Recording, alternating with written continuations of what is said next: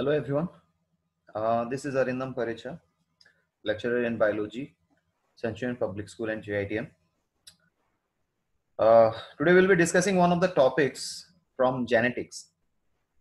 As you all are aware, genetics, it is the branch of biology that deals with the study of genes, their interactions, their inheritance, and the variations that occur.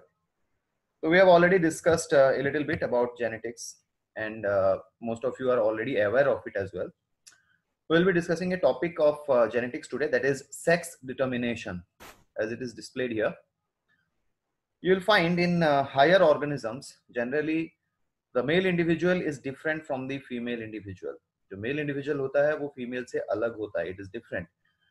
And they are because of this property called as sexual dimorphism. तो उसको बोला जाता है sexual dimorphism.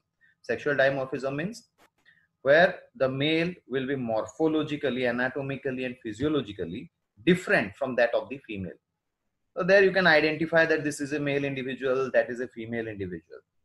But sometimes in certain species, it is very difficult to identify the sex of the individual because they do not exhibit sexual dimorphism. तो कुछ species में उसको identify करना थोड़ा मुश्किल होता है because वो लोग sexual dimorphism exhibit नहीं करते हैं, ठीक है? So we'll discuss this topic today, that is sex determination. Now let us understand what the sex determination literally means. It can be described as sex determination system is a biological system that determines the development of sexual characteristics in an organism. So इसका मतलब क्या होता है? It literally means that determination of the development of sexual characteristics. Okay. So we are saying here sexual characteristics.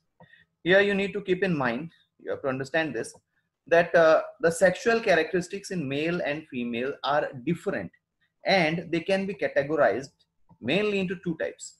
Okay, what are they? Primary sexual characters and secondary sexual characters.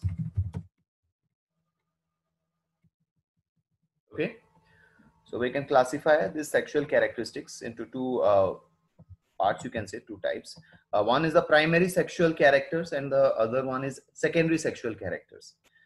Whenever you are referring to this term primary sexual characters, it literally means the reproductive capability or the formation of gametes. तो mail individual जो होता है वो male gamete form करता है. In case of humans it is sperm, and the female individual produce the female gamete, that is the ovum. So the production of gametes is the primary sexual characteristic. ये आपको याद रखना है. Primary sexual characteristic का मतलब होता है gamete formations. ठीक है.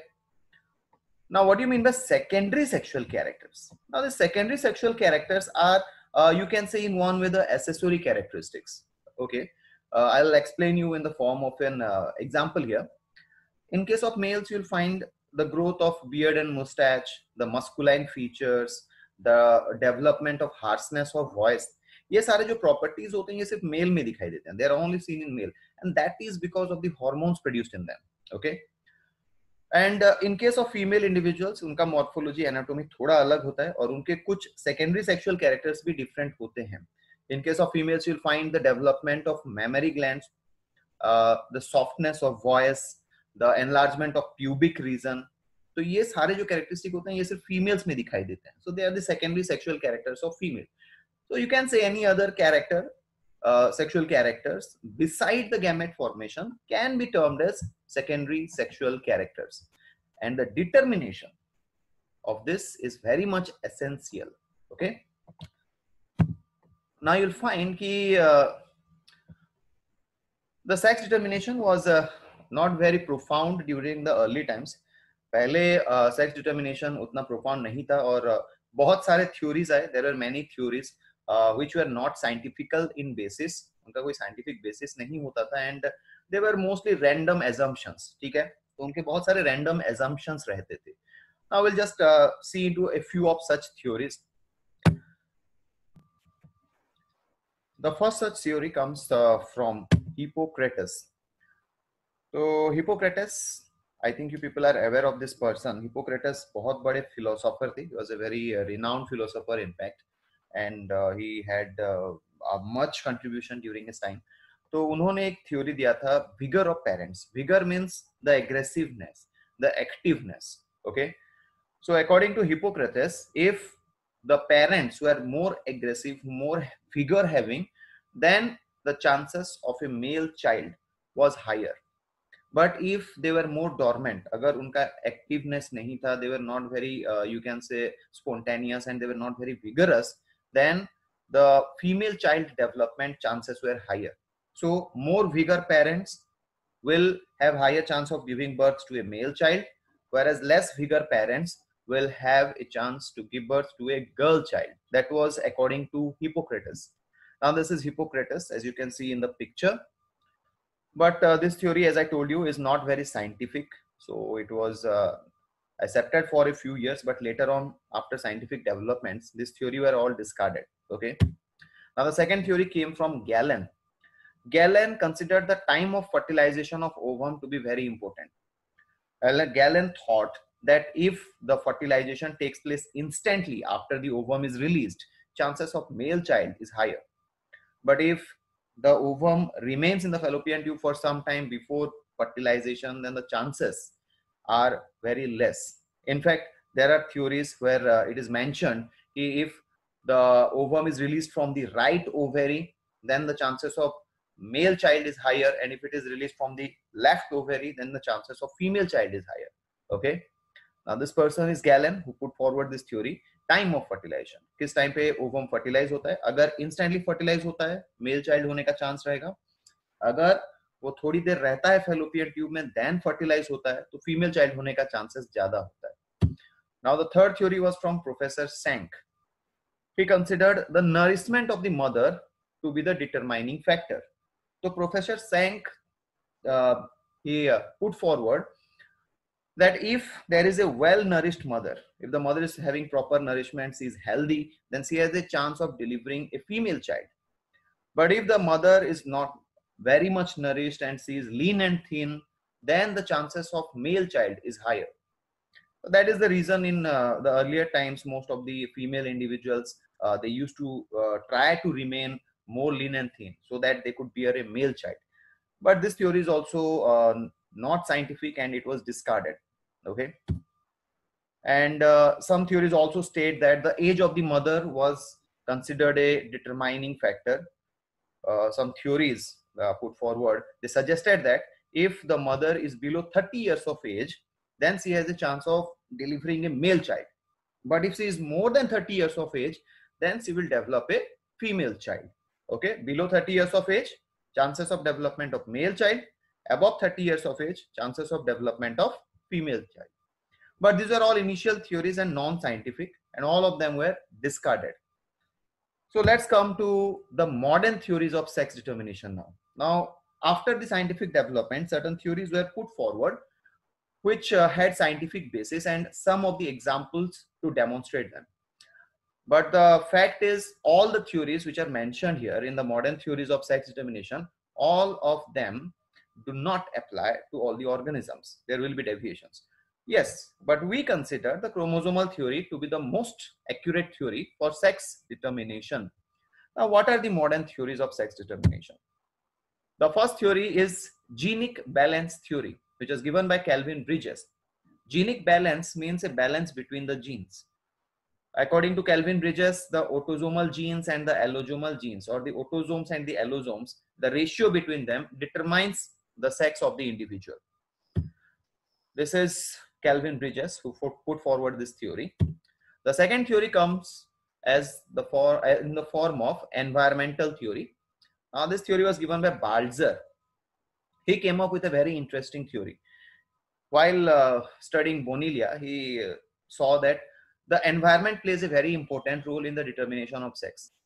So according to environmental theory, it is the environment which decides if the individual will be male or female. Okay.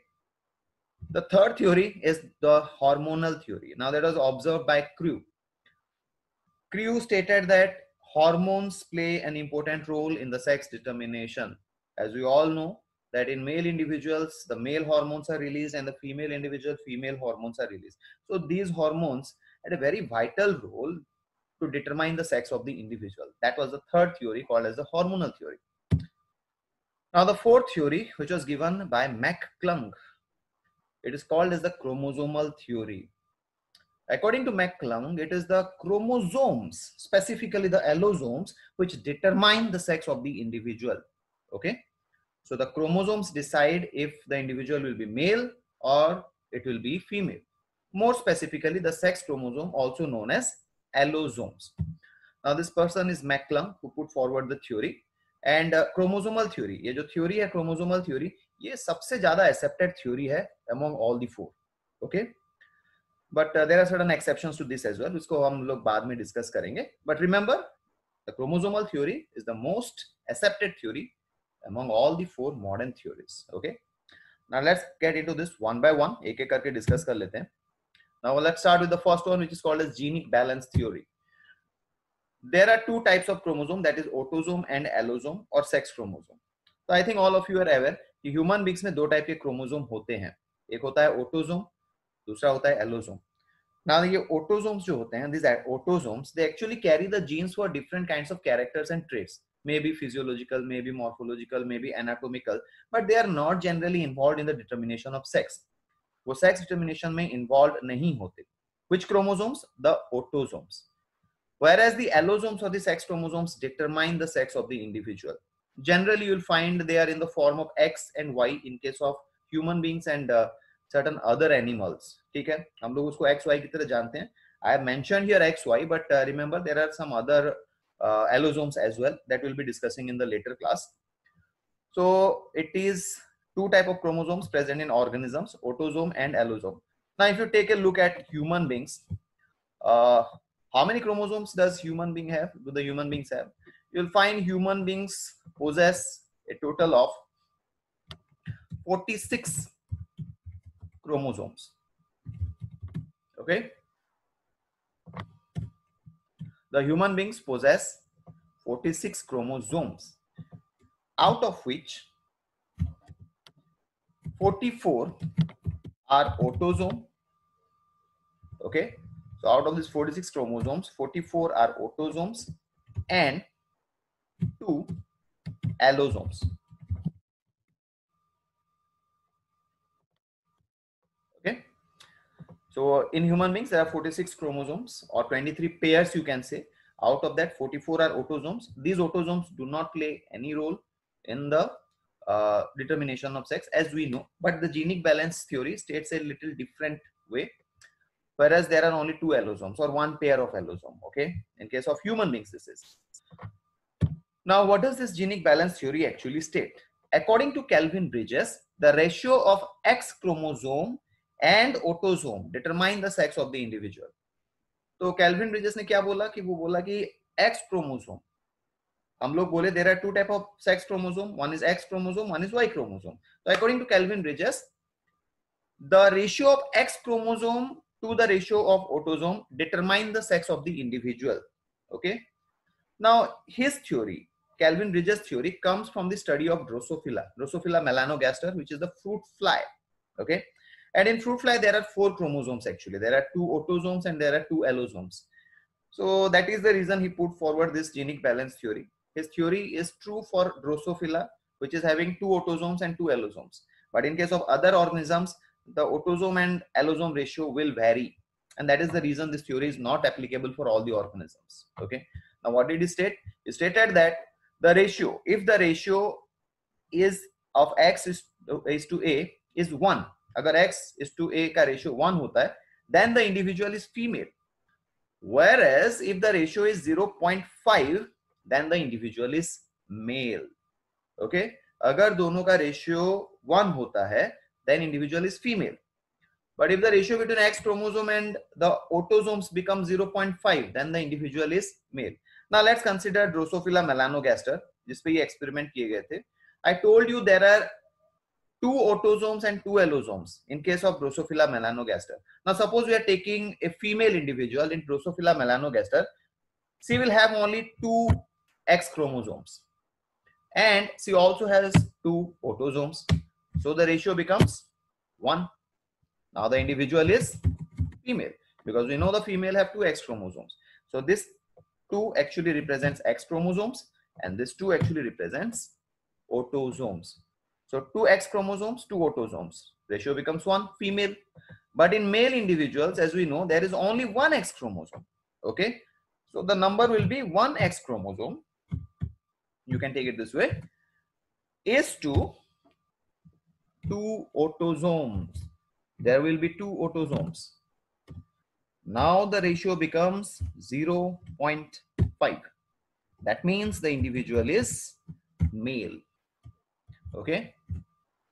So this is how it is stated according to genic balance theory. The ratio between X chromosome and autosome, if it is 1, individual is female. The ratio between X chromosome and autosome, if it is 0.5, individual is male. Okay. Now here we can see in the form of a chart or in the form of a diagram which is represented here. Let's have a look at this one here. X is to autosome. So X, 1 X chromosome and 2 autosomes. Individual becomes male, and it represents maleness character. Now if there are 2 autosomes and 2 X chromosomes, this is X actually, it's mistakenly written here. If there are 2 X chromosomes and 2 autosomes, as in case of the third one, you'll find it becomes female. It represents femaleness. Okay. So 1 X chromosome, 2 autosome, maleness. 1 X chromosome, 1 autosome, femaleness. 2 X chromosome, 2 autosome, femaleness. If the ratio becomes 1, it is female. If the ratio becomes 0.5, then it is male. But the problem with this theory is it is only applicable to those organisms which have 2 autosomes and 2 allosomes. In other organisms, this theory will not work. Okay. So this is the first theory, which is called as the genic balance theory.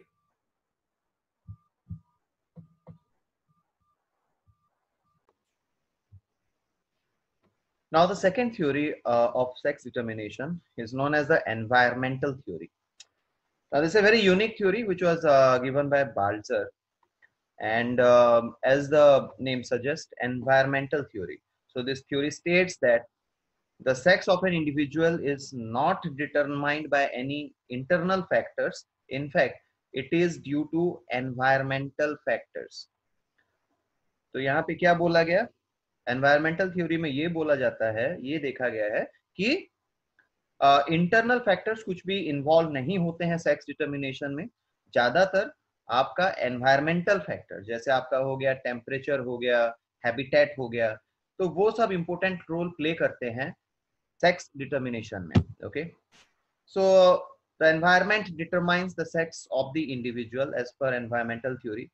Let me tell you, as I have previously mentioned, कि all these theories, they are not applicable to all the organisms. ये theories सारे organisms पे apply नहीं होते हैं. ठीक है. Balzer while studying Bonilia, यहाँ पे जो Bonilia दिया हुआ है वो एक aquatic worm species है belonging to the phylum Annelida. ठीक है. Bonilia viridis is the complete name. So here you will find Bonilia, which is an aquatic worm belonging to the phylum Annelida. Balzer was working on this specific organism, and he observed that when a larva leaps on the water bed, it develops into female. Whereas if the larva resides on the female body like a parasite, it develops into a male. तो अगर बोनिलिया का larva जो होता है वो water bed पे यानी पानी के नीचे ऑन द सरफेस अगर रहने लगे तो वो एक फीमेल में डेवलप कर जाएगा. लेकिन अगर वो फीमेल के बॉडी में पैरासाइट की तरह रहने लगे, it will develop into a male individual. Male are very very small as compare to the females. Okay, now this is the picture, diagrammatic representation actually of Bonilia. As you can see, the Bonilia, the female Bonilia is quite larger and they have a proboscis. एक body का extension होता है उनका, which is called as proboscis. Whereas the male, here you can see, which is just 3 mm, the male Bonilia will live in a symbiotic relationship in the female body. Okay, I mentioned parasitic, but यहाँ पे symbiotically दिया हुआ है. So I'll just correct my statement. It is not parasitic. It is symbiotic. Okay. So here you'll find it has a symbiotic relationship with the female body. So here the determining factor is the environment where the organism is living. So depending on that, you will find the Bonilia female. The larva develops into female if it lives on the waterbed, and the larva will develop into male if it lives on the body of the female individual. Okay. This kind of sex determination is also seen in case of reptiles like crocodile, some snakes, lizards, turtles, where temperature is the determinant factor. So this factor is seen in case of reptiles as well. I think you people might have observed that reptiles like crocodile, certain snakes, turtles, lizards, they actually dig a hole, or they'll just dig up a soil to some extent. They lay their eggs, then they will cover the eggs with soil. आप लोग ये सब देखे होंगे, turtles and all जो पानी के किनारे आते हैं. अगर ओडिशा में देखा जाए तो यहाँ पे ऑलिव रिडली टर्टल आते हैं, विसिकुलिया बीच में. So that is a very yearly phenomenon, and it is very much you can say prevalent in the beaches of Odisha. Here the turtles, they come, they lay eggs on the sand. They will dig up the sand to certain amount, and then they will lay the eggs. Crocodile also has the similar phenomenon, and you'll also find it in certain snakes like king cobra. The king cobra makes its nest by piling up dried leaves. Okay. So why they do that? Why they make nest? The reason is, in case of reptiles, it is observed that a temperature between 28 to 32 degree, a temperature range between 28 to 32 degree. Okay. 28 to 32 degree centigrade is optimum for male and female ratio. What does that mean? It means that at this specific temperature, that is between 28 to 32 degrees centigrade, the male and female ratio will be 1:1. Okay. But if the temperature goes beyond 32 degree, agar 32 degree temperature se zyada ho jaye, all the individual will develop into male. Similarly, if the temperature comes down from 28 degrees, say around 25 degrees, all the individuals become female. तो 28 से नीचे अगर 25 में आ जाए, सारे female हो जाएंगे, और टेम्परेचर अगर 32 से ज्यादा हो जाए तो वो लोग मेल हो जाएंगे. So this is a factor which is seen in case of crocodiles, snakes and lizards. This is also an environmental factor. It is temperature. Okay. So this is the theory which is given by Balzer. Now here you can see in the picture, this is a crocodile. He has built a nest. He has dug up soil, and then he's laying eggs. After that, he will cover up the soil. ठीक है, वो लोग cover कर लेंगे, और उस nest का temperature 28 से लेके 32 डिग्री सेंटीग्रेड के बीच में रहता है. Right. So this is the second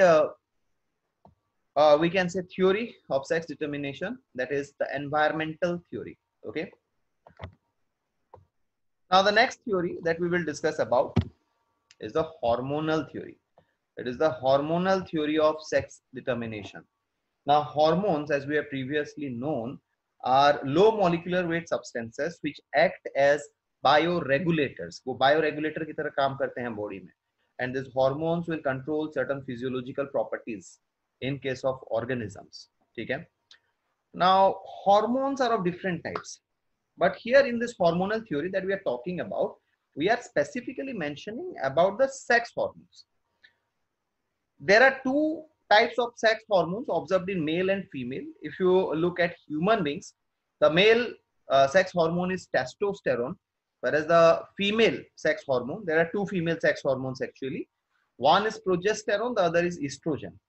Estrogen generally released from the Graafian follicle of the ovary, whereas the corpus luteum produces the progesterone. Okay, so these hormones contribute, or they control the secondary sexual characters in the animals. Now the hormonal theory, it states that, as we have mentioned previously in case of environmental theory, here also the sex hormones play an important role in sex determination. Directly from the name of the theory, hormonal theory, sex hormones play an important role in sex determination. Now this was found by Crew. Crew and his co-workers, they were actually working on poultry birds, and suddenly they observed one day that a hen accidentally damaged its ovary, and after that, after a few days, the hen stopped laying eggs. Instead, it started developing male characters, like the comb, which is present in case of the male, which is a cock actually. In that case, you'll find it started developing male characters. So, as you can see in this diagram, this is a male having an extended part of the skin on the surface of the upper surface of head. This is called as a crown. Okay, this specific segment of the male is called as a crown. Generally, this crown is not observed in case of females. They have a very rudimentary structure. But this hen, it was observed that as it accidentally lost its ovaries, which is the reproductive organ, the ovary produced the both female hormones, that is estrogen and progesterone. Now, once the ovary was damaged, it was not able to produce these both hormones. In the absence of female hormone, it started developing male characters. Okay, so Crew observed. Crew ने क्या देखा कि जब accidentally damage हो गया ovary उस hen का, तो उससे और फीमेल हार्मोन प्रोड्यूस नहीं हो रहे थे, और जब फीमेल हार्मोन प्रोड्यूस नहीं हो रहे हैं, it started developing male characters. उसमें मेल कैरेक्टर्स दिखाई देने लगे, मतलब उसका एक ऐसा comb like crown like structure develop होने लगा, right. So from this, Crew concluded that sex hormones play a very important role in sex determination. The male sex hormone is responsible for the maleness of the individual, whereas the female sex hormones are responsible for the femaleness of the individual. Now, this was observation of Crew. A similar kind of example is also seen in case of cattle. Now, if the cattle is dizygotic, non-identical bearing mother cattle or cow, you will find कि dizygotic non-identical twins sometimes can be one male and one female. Okay, dizygotic मतलब दो अलग-अलग zygote से form होता है. Here in this dizygotic non-identical twins, two different zygotes are actually formed during the process of reproduction, and both these zygotes are due to fertilization of two different sperms, and that is the reason they become non-identical. Okay, so in cattle, the dizygotic, just I think you can correct it. This is a spelling mistake here. This is identical. Okay, just remove the A. Just erase this part. It is identical. So I was saying that when a cow is getting pregnant with a dizygotic non-identical twin, where one is male and the other is female, the female fetus becomes sterile and is known as free Martin. तो जब एक mail और female foetus एक साथ grow कर रहे हैं inside the mother body, you will find that the male produces the male hormone testosterone. Under the influence of testosterone, the female individual becomes sterile, and they are called as free Martins. Okay, now this is a picture of that. You'll find one of the cattle when there are two dizygotic twins, the one which is generally a female. In this case, you can see the larger one is a male and the smaller one is the female. The female becomes sterile. It cannot reproduce. Such individuals are known as free Martins. So this is also an example of hormonal theory. But as I told you, these theories are not applicable to all the organisms. Generally, the sex hormones only influence the secondary sexual characters. तो ये जो sex hormones होते हैं generally ये लोग secondary sexual characters ही control करते हैं. They do not control the primary sexual characters. The gamete formations is not controlled directly by these hormones. So if you inject a male hormone to a female individual, she will not start producing the sperm, but she can develop certain masculine characters, some men-like characters. That can happen, and that is also observed. You might have seen in certain peoples, certain ladies, they develop some amount of mustache or beard, very small amount. That is because of the absence of female hormone or the lack of female hormone. But that will not influence the ovum production capacity of that female individual. Okay, so here remember this thing very clearly. Sex hormones only influence the secondary sexual characters. They do not play a role in influencing completely the primary sexual characters. Okay, so this was the third theory, which is hormonal theory, proposed by Crew and co-workers.